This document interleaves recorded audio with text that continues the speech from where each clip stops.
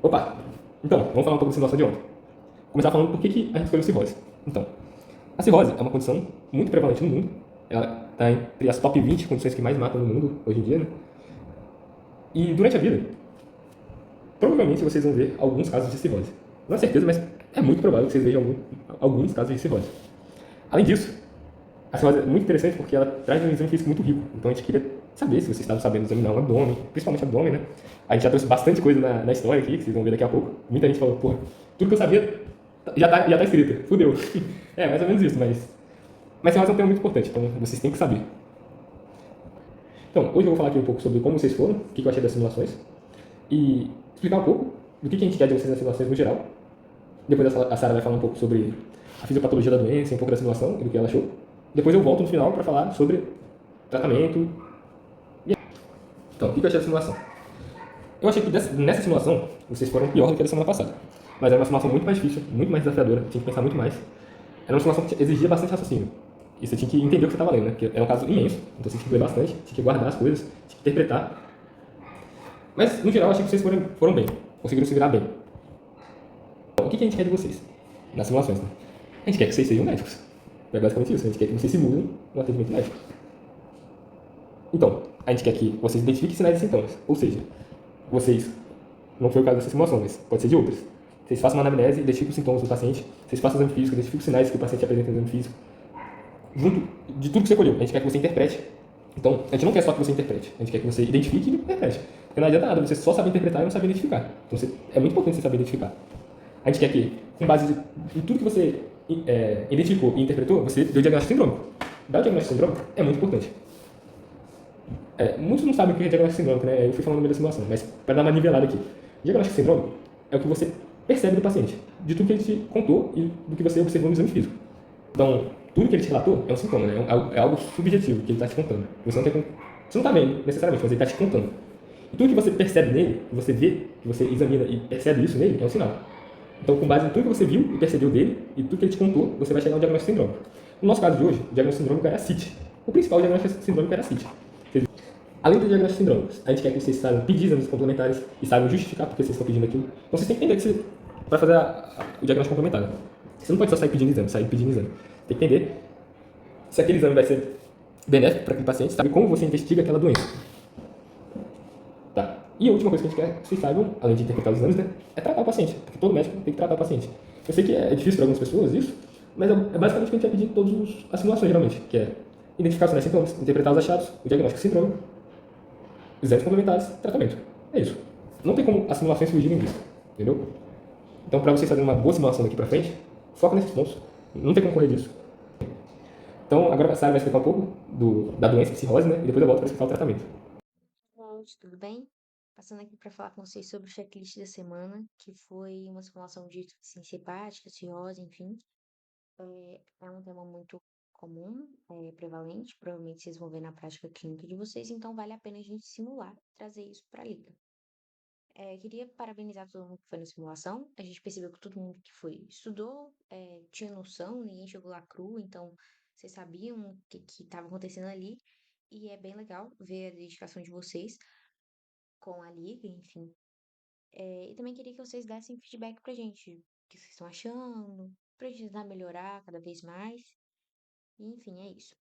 Antes de falar do cenário, do checklist em si, eu queria dar uma passadinha rápida sobre o que é cirrose, insuficiência hepática, as manifestações clínicas, só pra gente ter uma noção. Então, basicamente, tudo começa com um fator etiológico, que no caso do nosso paciente foi hepatite C, que é a mais prevalente, mas também poderia ser uma cirrose por causa de consumo excessivo de álcool, doença hepática gordurosa não alcoólica, hepatite B, enfim, algumas causas possíveis.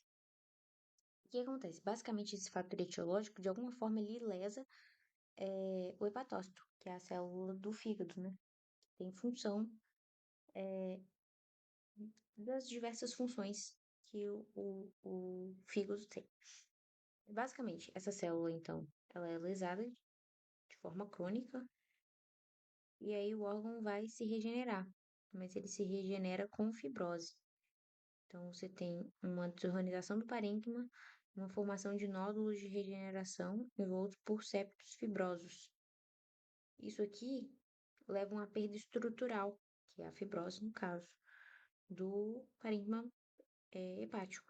Essa perda funcional, pensa comigo, a fibrose, né, o tecido fibroso, ele não tem a função de que o hepatócito tem. Então, você tem perda funcional. Por causa dessa perda de estrutura, você vai ter uma perda funcional.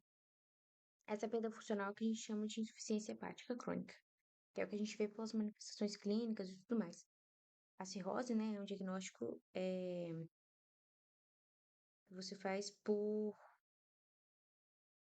histologia, né? É um diagnóstico histológico. Enfim. Aí, ok. Com isso, você vai ter um- uma formação de fibrose no espaço pericinusoidal, que é onde entra os vasos do sistema porta, né?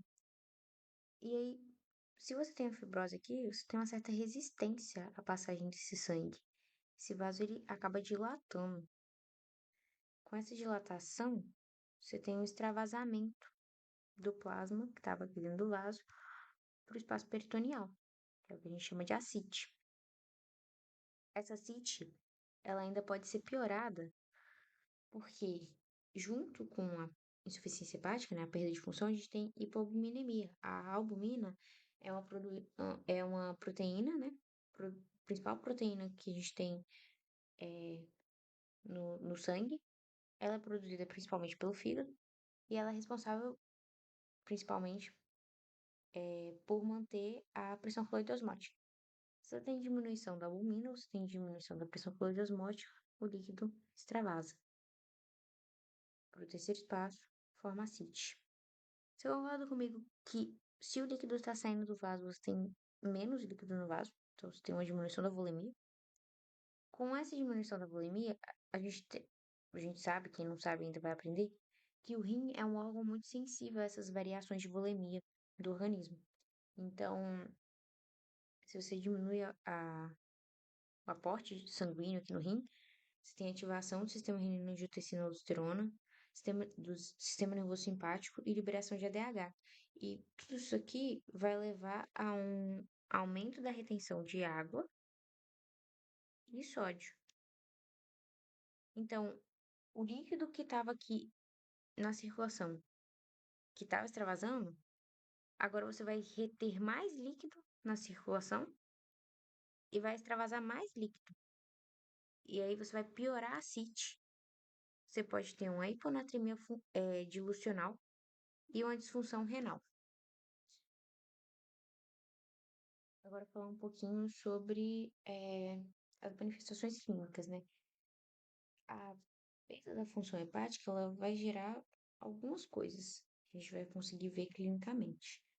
A gente tem icterícia, por causa de hiperbilirrubinemia, né? Então, você tem acúmulo de bilirrubina, o fígado, ele conjuga a bilirrubina, então você vai ter aumento de bilirrubina total. Também, ele metaboliza estrogênio, então em homens, principalmente, se consegue ver ginecomastia, rarefação de pelos, hipogonadismo. Por causa dessa diminuição da metabolização de estrogênio e também por aumento de vasodilatadores circulantes, você tem telangiectasias e eritema palmar.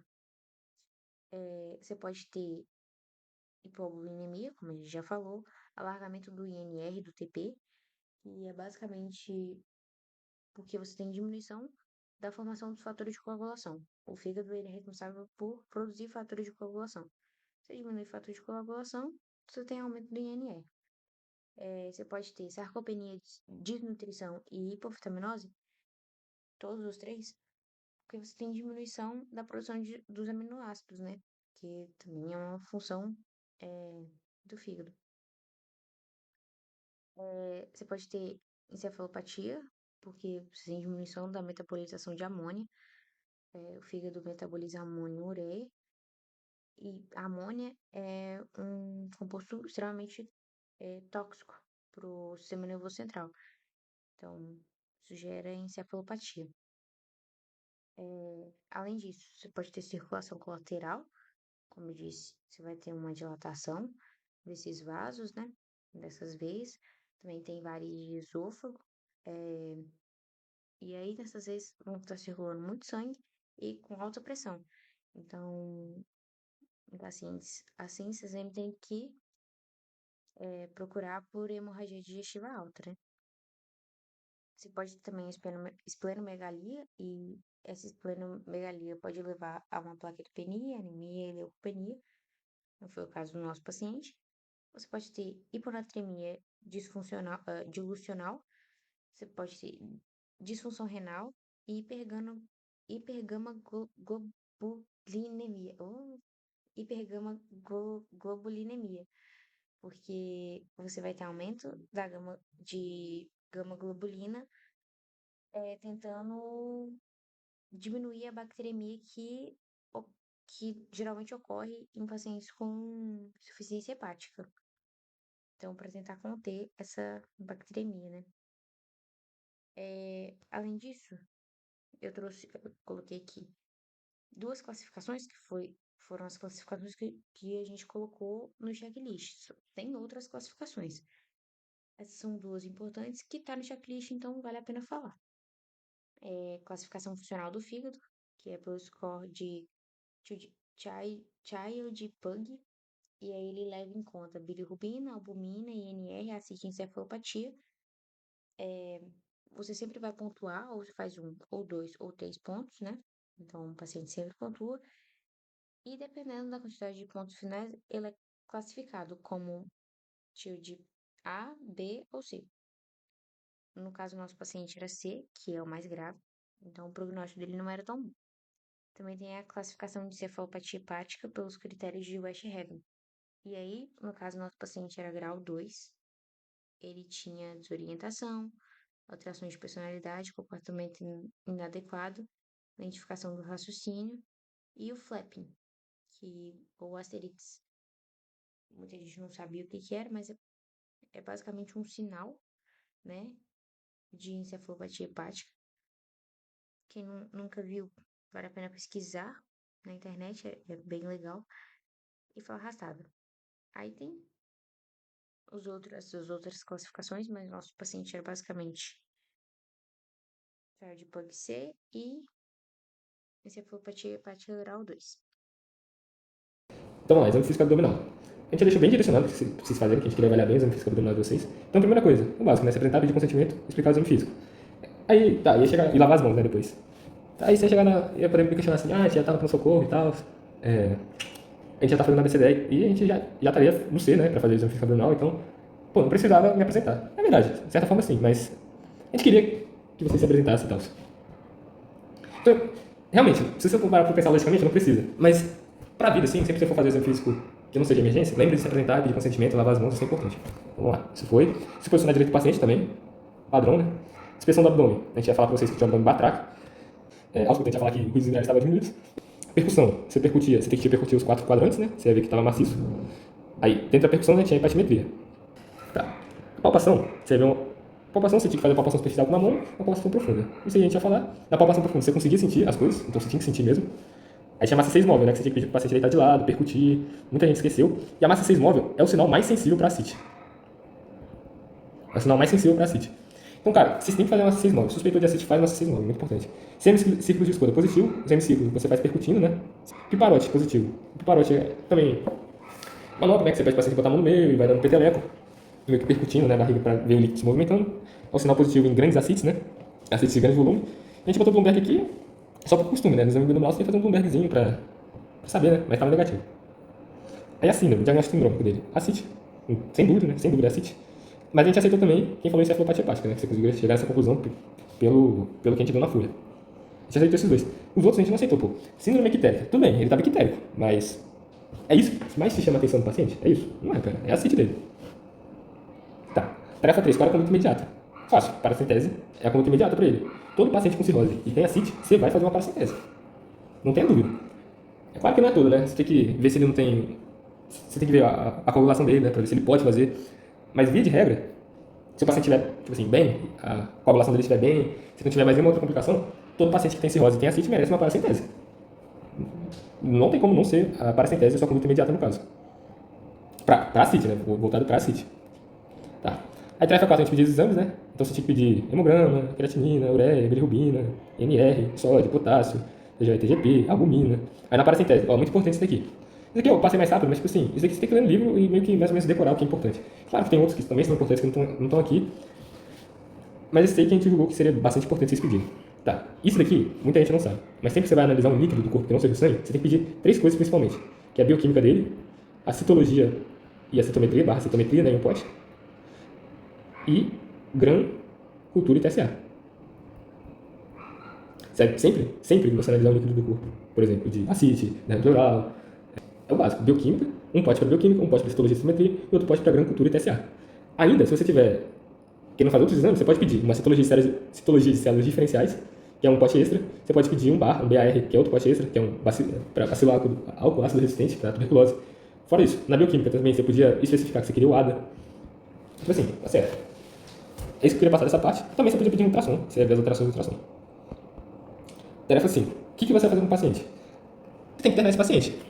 Internar, sem dúvida nenhuma, você tem que internar o paciente. É um paciente que ele tá instável hemodinamicamente.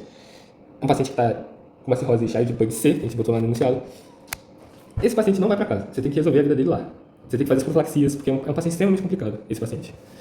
A gente já vai entrar na discussão dos tratamentos específicos. Tá. Endoscopia. Endoscopia, todo paciente cirrótico também merece uma endoscopia, cara. Você tem que investigar se ele tem varizes esofágicas, como é que tá lá dentro, qual que é o tamanho delas. É muito importante fazer uma endoscopia. Então, para o tratamento da cirrose, basicamente você vai tratar as complicações da falta do fígado. Se um paciente chega com cirrose, você tem que suspeitar de hemorragia digestiva alta, porque tem hipertensão porta e pode dar varizes no esôfago.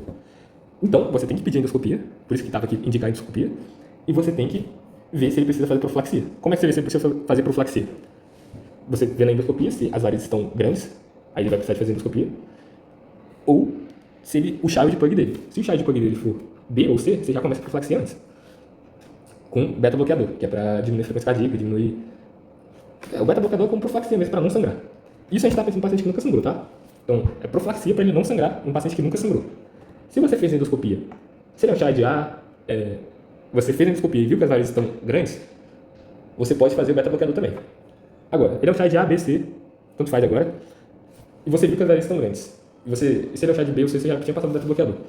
Uma segunda alternativa que você poderia fazer é a ligadura elástica nas varizes para diminuir. Aí você não precisaria, para evitar o sangramento. Aí você não precisaria fazer o beta-bloqueador. Tá bom? Isso é para um paciente que nunca sangrou. Agora, um paciente que já sangrou e não está em sangramento, ele já sangrou, mas no momento ele não está em sangramento, você vai fazer os dois. Tanto a ligadura elástica, quanto o beta-bloqueador. Você vai fazer os dois. Se ele já sangrou e não está em sangramento. Tá? Se ele estiver em sangramento, no momento, vai ser para outra simulação que a gente vai fazer mais pra frente. Beleza, a gente falou de hemorragia digestiva alta. Aí vamos lá, encefalopatia hepática dele. A encefalopatia hepática dele, basicamente, ele tem encefalopatia hepática por quê, né? Porque ele acumula amônia no corpo, por causa que ele não consegue transformar amônia em ureia e a gente eliminar na urina. Ele, né? A gente não.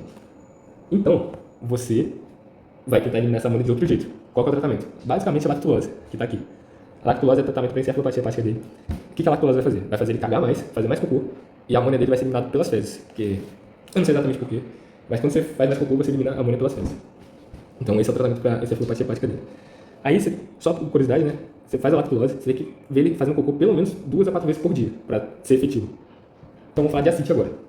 Acite é o seguinte, você tem que funcionar acite, você tem que aspirar, e se você tirar mais do que 5 litros, você tem que... Se você tirar mais que 5 litros de acite, você tem que pôr albumina.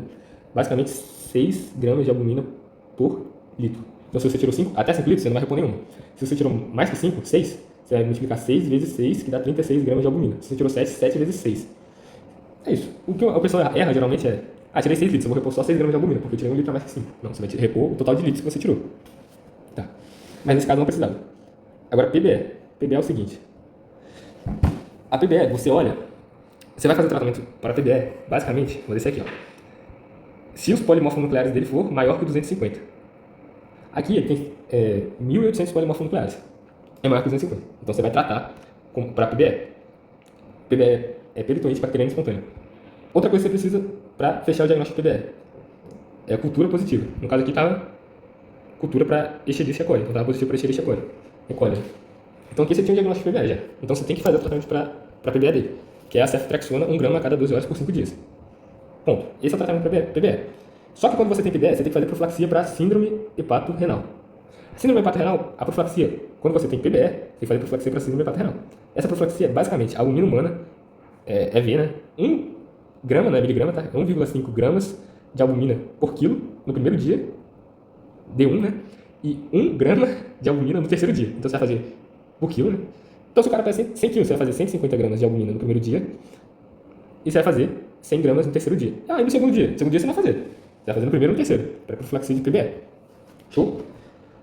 Ah, Rui, mas e se der menos que 250 polimorfos nucleares e se der a cultura positiva? Eu vou tratar? Não vai tratar. O nome disso é bacteriacite. Bacteriacite a gente não trata.